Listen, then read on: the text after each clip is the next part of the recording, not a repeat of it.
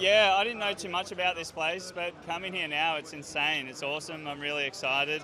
Our film is very visceral, and the sound design's really loud, and so you feel the punches, and it comes to life on the big screen. So yeah, I'm really excited. Yeah, really nervous. It's showing it to a lot of people, and this is a big process for me as a director. This is where I've got to just let it go and trust God. It goes where it goes. So yeah, there's a lot of just letting go and surrendering.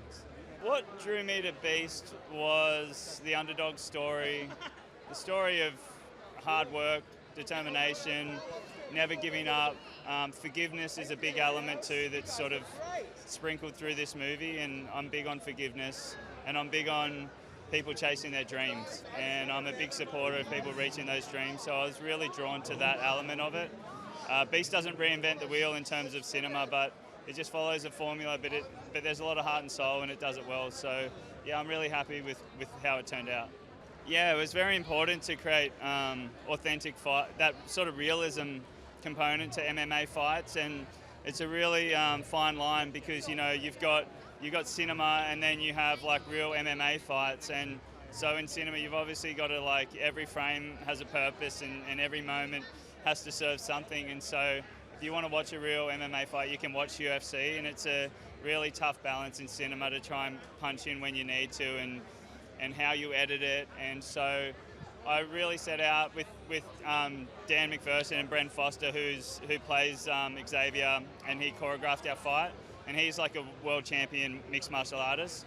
So I surrounded myself with really good people that knew what they were doing too, and so we really lent in just to that realism. We hardly have any doubles in the film. We only had one because Dan hurt himself once, but it's Dan and Bren fighting the whole way through, and Mojean Aria, who plays Dan's little brother, and he's a fighter too. So the three fighters in our film, I made sure that they knew what they were doing, and I think it really helped sort of sell that it's them fighting, because Dan broke his nose and it was brutal, and I feel like it captured that. He was limping, and I'll never forget, he was so tired, and I'm like, I needed one more shot, and he could hardly move. And he's like, I can't move. And I'm like, yeah, but if you win a world title, you're going to be limping. Like, half of these guys can't even walk off the octagon. So, yeah, it was real. And hopefully people like it. Yeah, I had a great cast. I was really fortunate. I had Luke Hemsworth. It's one of my favourite actors. He was in my first film, Boston Rocket. Dan was incredible. It's the first time I worked with Dan. Russell Crowe was just phenomenal. Working with a master like Russell was just a huge blessing. You learn a lot, he's a master, so I was soaking it all up and collaborating with him.